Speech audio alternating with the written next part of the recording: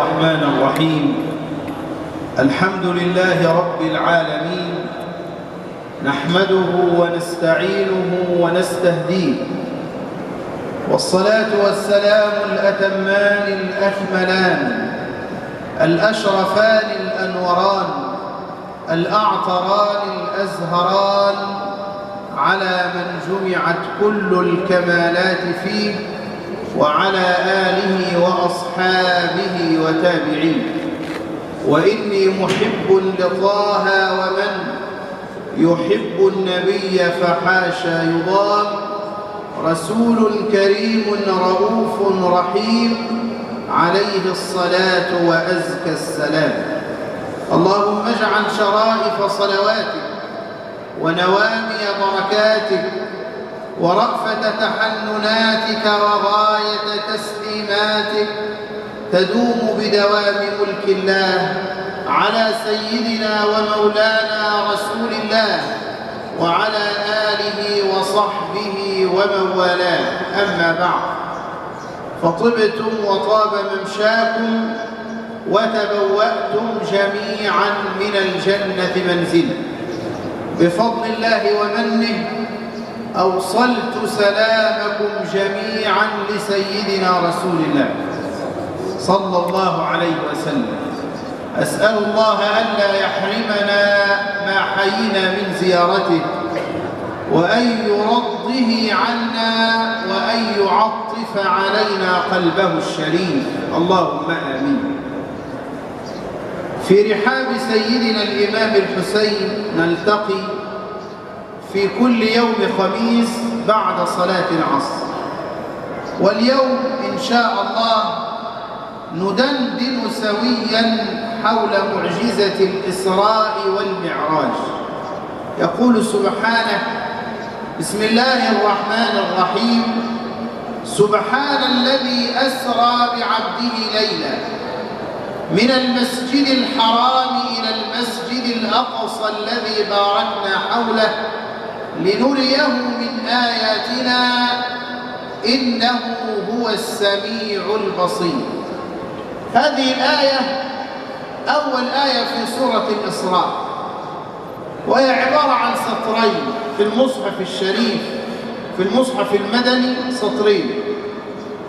هذين السطرين تحدث الله جل وعلا فيهما عن الإسراء.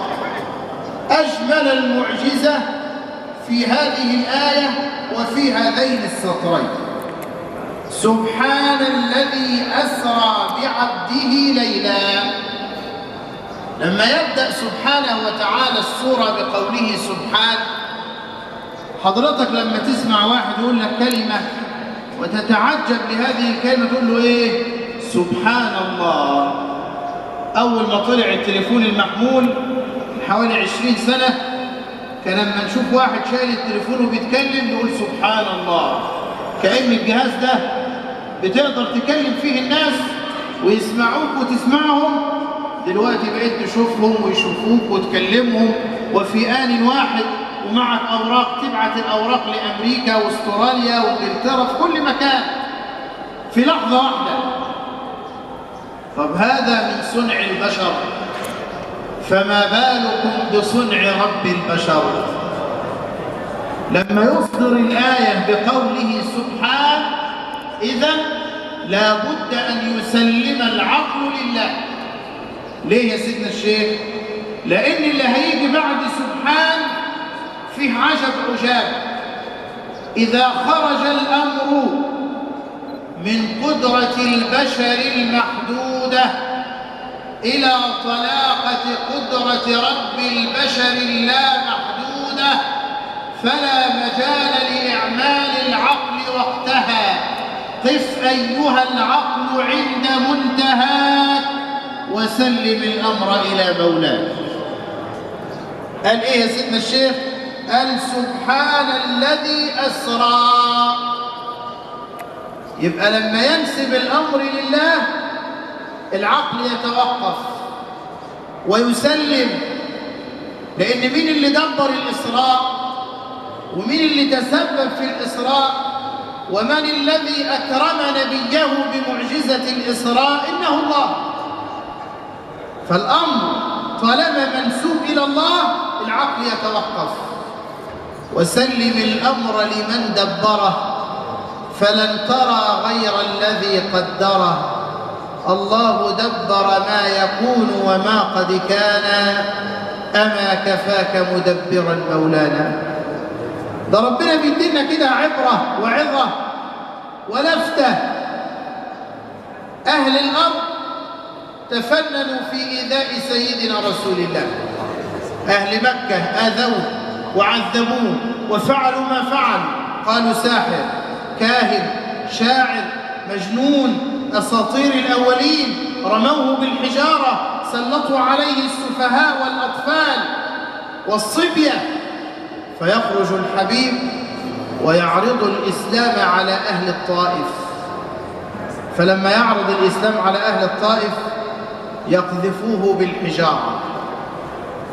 لما يقذف سيدنا النبي بالحجارة الدنيا كلها تتحرك لأجل سيدنا رسول الله. الملأ الأعلى يتحرك، الملائكة تتحرك. يقوم رب العزة يقول لسيدنا النبي بعدما ألجأ النبي ظهره وقال هذا الدعاء: اللهم إني أشكو إليك ضعف قوتي. شوف الكلام، سيدنا النبي يشكو ضعف قوته مش للخلق، للخالق. اللهم إني أشكو إليك ضعف قوتي وقلة حيلتي وهواني على الناس، أنت رب المستضعفين وأنت ربي. إلى من تكلني؟ إلى بعيد يتجهمني أم إلى عدو ملكته أمري؟ شوف اللي جاية: إن لم يكن بك غضب علي فلا أبالي. هيغضب عليك إزاي يا حضرة النبي وأنت الحبيب المقدم، وأنت إمام الأئمة وبدر التتمة؟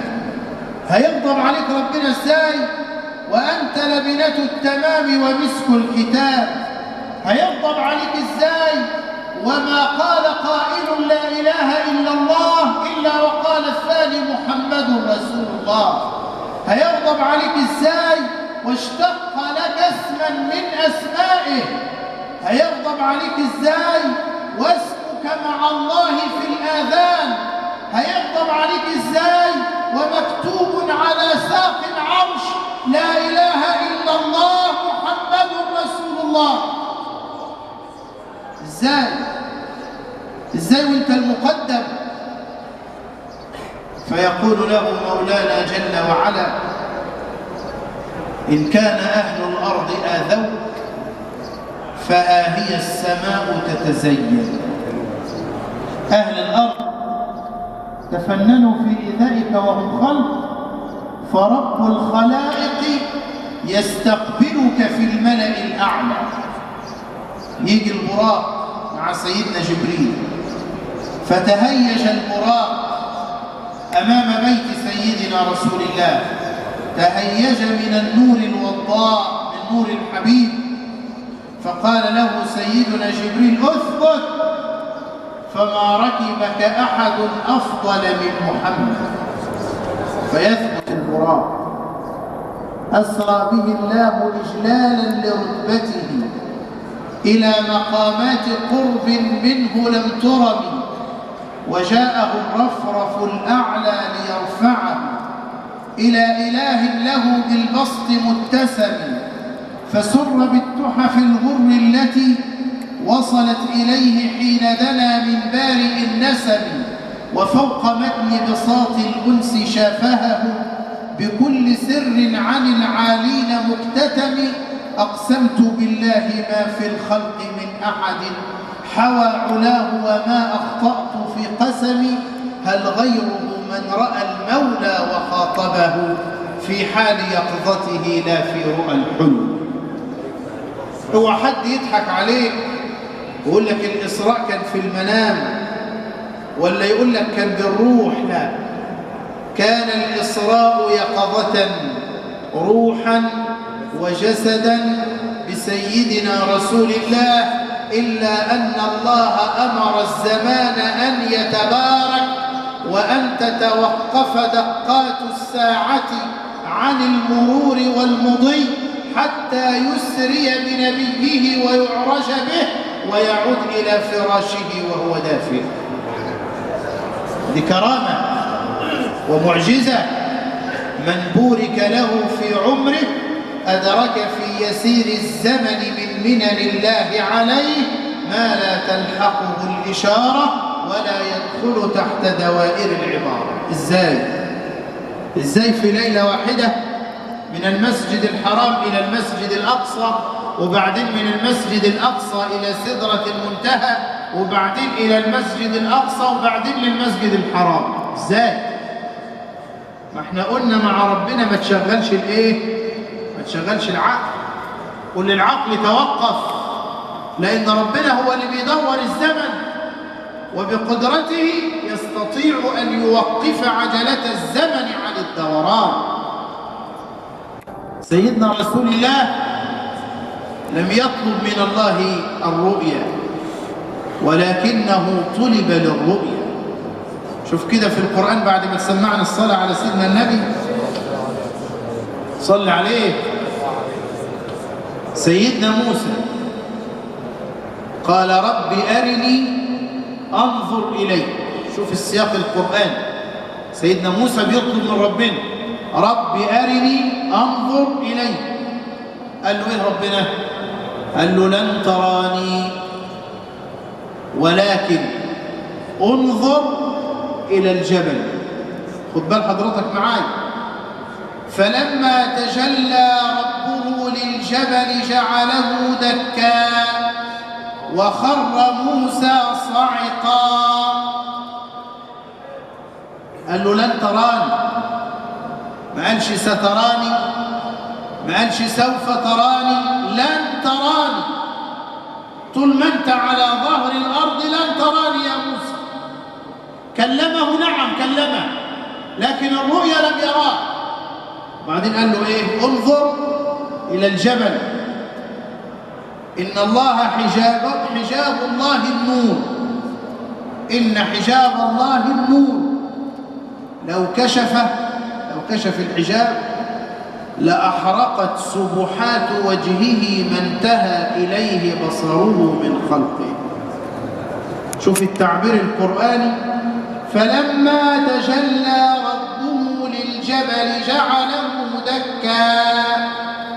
تجلى بس كشف عن الحجاب، جعل الجبل ايه؟ دك الجبل. سيدنا موسى ينظر إلى الجبل ويبحلق بعينيه إلى الجبل، هذا الجبل الكبير، فجأة دك الجبل ولم يعد أمام موسى جبل. شوف انت لما تشوف الجبل يدك. ايه؟ العمارة ما تحب الدنيا لما توقع. بتقول ايه؟ العمارة لما توقع بتحب. العمارة، ما بالك بالجبل بقى. فلما تجلى ربه للجبل جعله دكا وخر موسى صعقا. أغمي عليه سيدنا موسى. سيدنا الشيخ الشعراوي يقول ايه بقى؟ إن موسى خر مغشيا عليه من رؤية المتجلى عليه وهو الجبل، فكيف به لو رأى المتجلي وهو الله؟ كان يعمل ايه؟ ده هو خر مغشي عليه من رؤية تجلى ربنا على الجبل. طب لو شاف ربنا كان يعمل ايه؟ فلو قارنت لفظة لن تراني بما كذب الفؤاد فقدت معنى. فموسى خر مغشيا عليه وأحمد لم يكن ليزيغ ذهنه. ربنا يقول لسيدنا النبي كده والنجم وما هوى، وبعدين يقول له ما كذب الفؤاد ما رأى. اللي شافوا النبي حقيقة. يقول وما ينطق عن الهوى إن هو إلا وحي يوحى علمه شديد القوى. يبقى سيدنا النبي مطلوب وليس طالب. وأنا قلت قبل كده وهقول تاني، ليست العبرة أن تكون محبا ولا عاشقا ولا مريدا ولا طالبا، لكن العبرة إيه؟ أن تكون محبوبا معشوقا مطلوبا مرادا. فموسى محب وحبيبنا محبوب، موسى طالب وحبيبنا مطلوب، موسى عاشق وحبيبنا معشوق، موسى مريد وحبيبنا مراد. صلوا على خير العباد. مطلوب للملأ الأعلى. الدنيا وما فيها تتزين لاستقبالك يا رسول الله. طب حاجة تانية، شوف ربنا يقول لسيدنا موسى في القرآن ايه؟ اخلع نعليك. ليه؟ اخلع نعليك إنك بالوادي المقدس طوى. في المكان المقدس، المكان المبارك في سيناء. اخلع نعليك يا موسى وانت بتكلم ربنا. يقول علماء التفسير لأن نعل موسى كان متخذا من جلد حمار. طب هات لي آية ولا حديث ولا أثر بيقول إن سيدنا النبي قيل له اخلع نعليك. ده سيدنا الإمام الحسن البصري بيقولوا له في يوم يوصف لنا حضرة النبي، فقال شعره وصفه كذا ووجهه كذا ولونه كذا ومشيته كذا. وجاء عندنا على حضرة النبي وقال أما نعله فنعلو بذكره. ازاي يا سيدنا الشيخ هنعلو بذكر النعل ازاي؟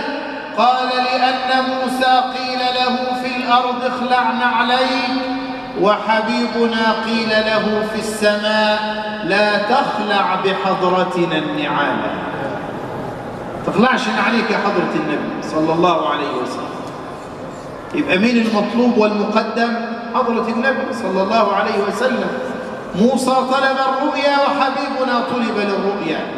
موسى طلب أن يكلم مولاه وحبيبنا دعي إلى الملأ الأعلى وإلى الجناب الأسمى. التحيات الصلوات الطيبات لله. يقول له إيه ربنا؟ السلام عليك أيها النبي ورحمة الله وبركاته. شوف لما ربنا يكلم حضرة النبي بقى، شوف لما ربنا يكلم سيدنا رسول الله صلى الله عليه وسلم عطاءات وتجلي. ويقول في القرآن سبحان الذي أسرى بعبده. لم يقل بنبيه، لم يقل برسوله، لم يقل بحبيبه، لم يقل بخليله، لم يقل بصفيه، لم يقل بنجيه، قال بعبده. ليه يا سيدنا الشيخ؟ لأن الله خلقني وخلقك للعبادة، وما خلقت الجن والإنس إلا ليعبدون. وسيدنا النبي هو أفضل من عبد الله. من أول الفتحة للناس ما فيش حد ربنا قال له في القرآن غفرت لك ما تقدم من ذنبك وما تأخر إلا سيدنا النبي. إنا فتحنا لك فتحا مبينا ليغفر لك الله ما تقدم من ذنبك وما تأخر ويتم نعمته عليك ويهديك صراطا مستقيما. مع ذلك يقوم من الليل حتى تتورم إيه؟ قدماه. اسألوا ستنا السيدة عائشة يقول لها أفلا أحب أن أكون نبيا شكورا. قال كده؟ قال إيه؟ عبدا شكورا. ليه؟ لأن شرف العبودية لا يدانيه شرف، ومما زادني شرفا وتيها وكدت بأخمصي أطأ الثريا دخولي تحت قولك يا عبادي وأن جعلت أحمد لي نبيا. وبعدين يقول إيه بعدها؟ أسرى بعبده ليلا. طب ما كان ممكن يقول أسرى بعبده وخلاص. ليه بيقول ليلا؟ لأن المعجزة كانت بالليل ولم يرها أحد. بمجرد ما قالوا لسيدنا أبو بكر إن صاحبك يزعم أنه أسري به البارحة إلى بيت المقدس وعاد قبل الفجر، ما جابوش سيرة المعراج. قال إن كان قال فقد صدق. لذلك سيدنا أبو بكر اسمه أبو بكر الإيه؟ الصديق. شوف بقى سيدنا أبو بكر صديق لسيدنا النبي، ومصدق لسيدنا النبي، وصادق في دعوى حبه لسيدنا النبي، وصديق. ومن يطع الله والرسول فأولئك مع الذين أنعم الله عليهم من النبيين أول درجة والصديقين. الأمة المحمدية كلها فيها صديق واحد اللي هو مين؟ سيدنا أبو بكر. وفاروق واحد اللي هو سيدنا عمر. رتبة الصديقية بعد النبوة، الرسول أعلى من النبي، وبعدين النبي، وبعدين الصديق، وبعدين الشهيد، وبعدين عباد الله الصالحين. الليلة لتظل المعجزة غيبا يؤمن بها كل من أتى بعد النبي ولم يرى. مين اللي بيحب فيكم حضرة النبي؟ مين؟ مين اللي عايز يشوف حضرة النبي؟ كلنا. شوف بقى حبيبك يقول ايه؟ إن من أشد أمتي لي حبا ناس يكونون من بعدي، ناس يجوا في آخر الزمن علينا احنا، يقول سيدنا النبي كده، يود أحدهم لو رآني بأهله وماله. تقول له تشوف النبي وتموت بعدها، يقول لك أنا موافق أشوف حضرة النبي وأموت، مفيش مشكلة. هو ده المحب الصادق. اشتقت لأحبابي. الصحابة يقولوا أولسنا أحبابك يا رسول الله؟ يقول أنتم أصحابي، لكن أحبابي يأتون من بعدي يؤمنون بي ولم يروا. يشتاق لينا سيدنا النبي صلى الله عليه وسلم بعبده ليلا من المسجد الحرام إلى المسجد الأقصى. دي آخر حاجة ونختم بيها، طولنا عليكم النهارده. من المسجد الحرام إلى المسجد الأقصى. احنا في مسجد مين دلوقتي؟ ايه؟ في مسجد سيدنا الحسين. اطلع فوق شويه كده عند سيدنا الشيخ صالح الجعفري نقول في مسجد سيدنا الشيخ صالح الجعفري. كمان شويه قدام كده نقول مسجد النور، مسجد الفتح. طيب بنقول المسجد الحرام والمسجد الأقصى والمسجد النبوي. ما بنقولش مسجد الحرام ومسجد النبوي. المسجد بنعرفه ليه؟ قالوا لأن المساجد في الأرض كل المساجد بيوت لله باختيار خلق الله، إلا المساجد الثلاثة فهي بيوت لله باختيار الله. محدش اختارها، ده ربنا اللي اختارها. المساجد في الأرض جميع المساجد. يجي واحد يقول هنبني هنا مسجد النور، هنبني هنا مسجد سيدنا الحسين، هنبني هنا مسجد سيدنا الشيخ صالح الجعفري، هنبني هنا مسجد الفتح. واحد اختار المكان وتبرع بقطعة أرض. إنما المساجد الثلاثة مين اللي بناها؟ فهي بيوت لله باختيار الله وليست باختيار أحد من خلق الله. نسأل الله أن يرزقنا وإياكم أنوار العلم وأسرار الفهم. اللهم رض عنا رسول الله، اللهم رض عنا رسول الله. أنا عايز قولة آمين كده تجلجل المسجد. اللهم رض عنا رسول الله، اللهم عطف علينا قلب رسول الله، اللهم أمدنا بمدد رسول الله، ونورنا بأنوار رسول الله، وشرفنا بشرف رسول الله، وخلقنا بأخلاق رسول الله، واجعلنا من أهل وداد رسول الله، واملأ قلوبنا بحب رسول الله، واملأ قلوبنا بعشق رسول الله، واملأ قلوبنا بحب أهل البيت، واملأ قلوبنا بعشق أهل البيت. اللهم رض عنا أهل البيت، اللهم احشرنا مع أهل البيت تحت لواء سيدنا رسول الله. اللهم إنا نشهدك أن آمنا بالحبيب ولم نره فلا تحرمنا من رؤيته. ارزقنا في الدنيا رؤيته، وارزقنا في الجنة صحبته، واجعلنا يوم القيامة تحت لوائه. أحببنا أهل البيت ولم نعمل بعملهم، فاحشرنا معهم بمنك وجودك وفضلك وكرمك وعطائك وتحنانك. اللهم اجعل هذا المجلس شاهدا لنا لا علينا، واجعله في ميزان حسناتنا، واجعله في صحائفنا يوم القيامة. اللهم اجعل هذا المسجد شاهدا لنا لا علينا، واجعل هذا المجلس شاهدا لنا لا علينا.